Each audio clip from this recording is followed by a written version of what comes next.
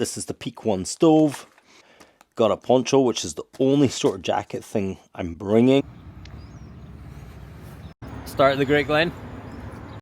And we're away.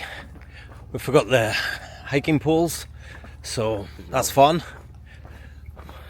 Because you're old. Because I'm old, I needed them. So forgetting the trekking poles was not a good start.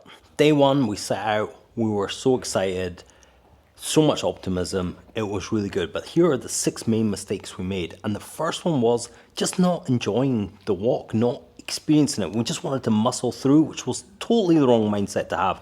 Really enjoy yourself, take your time and pace yourself, enjoy it.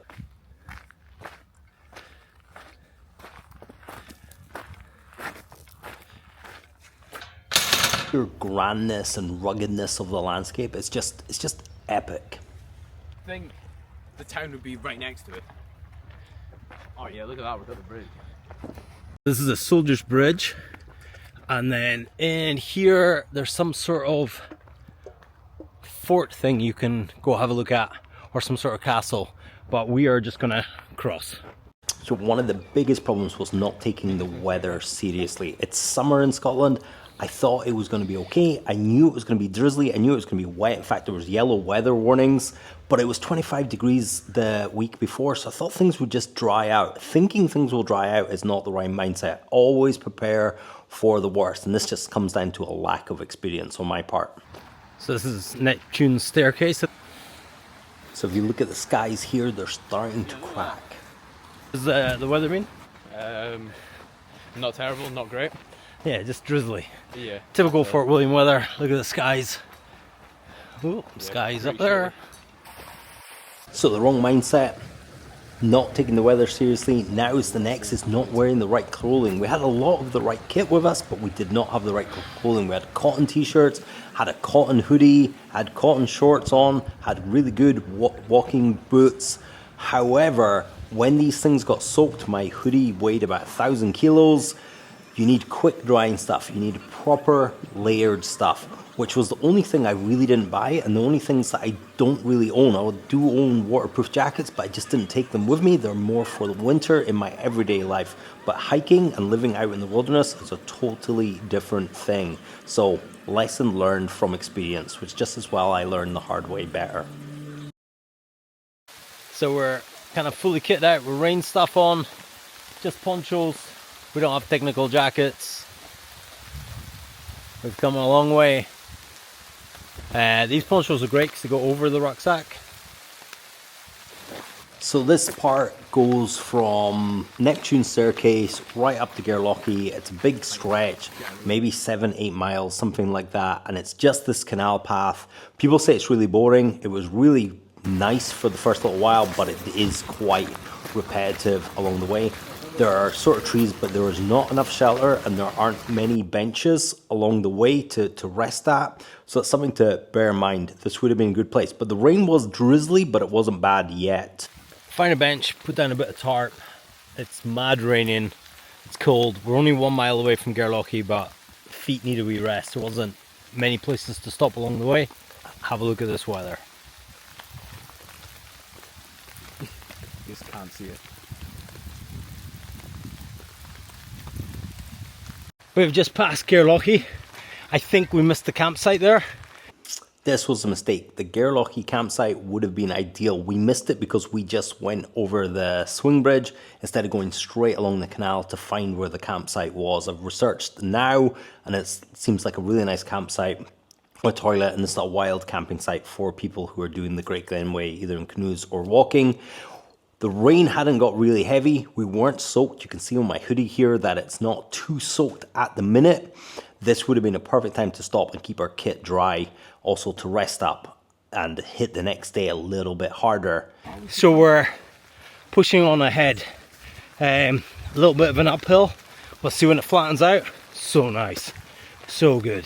Now we're in this epic forest walk. Misty up there, behind the trees. Through the trees here, still raining, little streams here. So there's no more footage of day one because the rain just came down too heavy. It would have destroyed my camera because I didn't have a little plastic bag for the camera, so I needed to put that away and keep that safe and dry.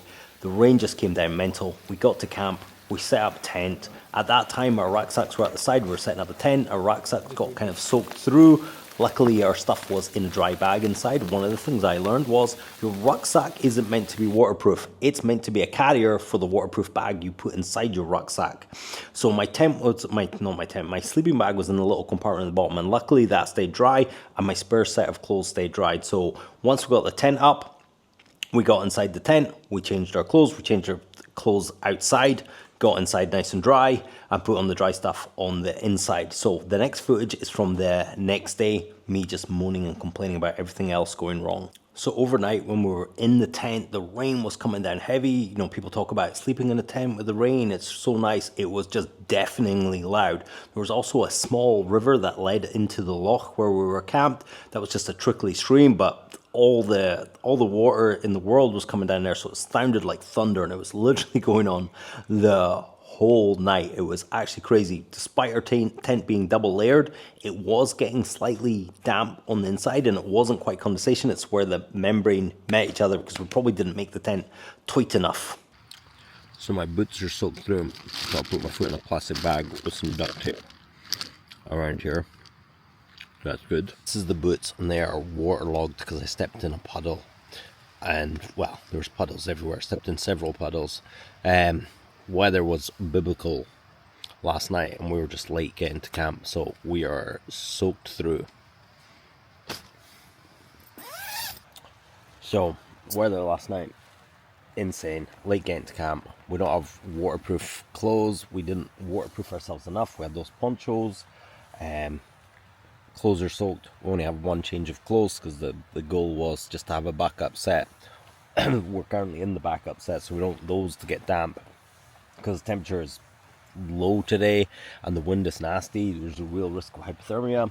So you might think I'm being a bit soft here, and perhaps I am, but Scottish weather, if you are soaked through and there's a wind, it can take the heat right out of you, and even in the summer you can get hypothermia because the temperature can go from 30 to 10 within an hour. You can get all four seasons in one day, and that's what I was kind of worried about here, because our campsite was next to a road, but the next sort of part of our journey would be completely off-road, and there would be nowhere else to go to for about 5 hours of walking.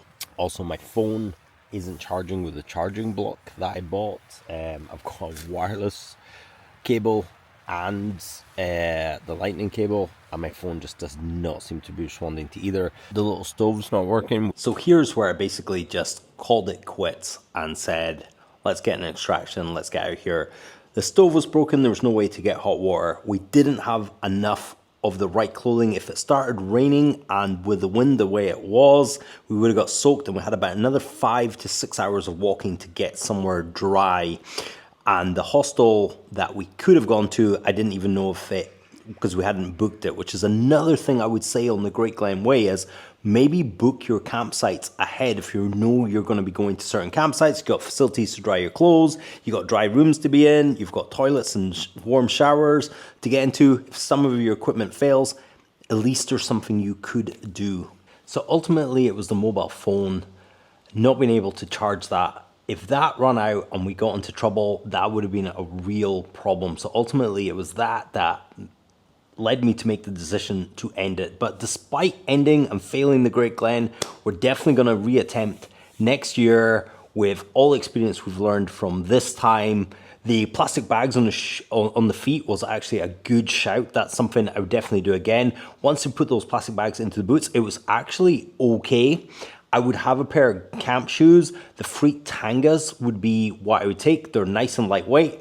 They drain quickly. They got a nice cover on the bottom. And also, even if you're not into barefoot shoes, they allow your feet to spread out and they allow your feet to swell. So if you're wearing traditional sort of hiking shoes and your feet are kind of cramped up, there's something nice to allow your feet to kind of swell out into. So Freak Tangas would be my shout there.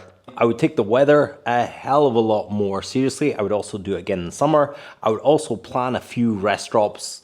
Fort Augustus has a nice campsite. Drumnadrochit has a nice campsite.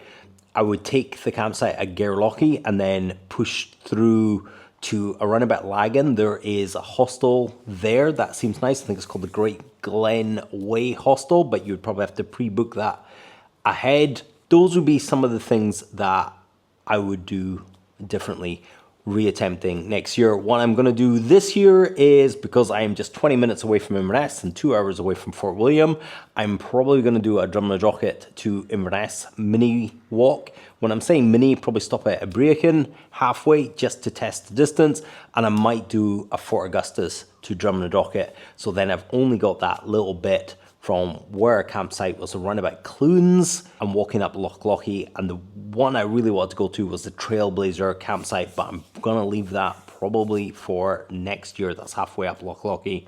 That would be cool. Anyway, despite failing this, experience has been gained. Aura down, experience up. And this is why we're not pushing on. It was pissing down with rain. The cooker broke. Yeah, the mobile phone charger doesn't work. Yeah, can't charge your phone. Can't charge anything. Can't do anything.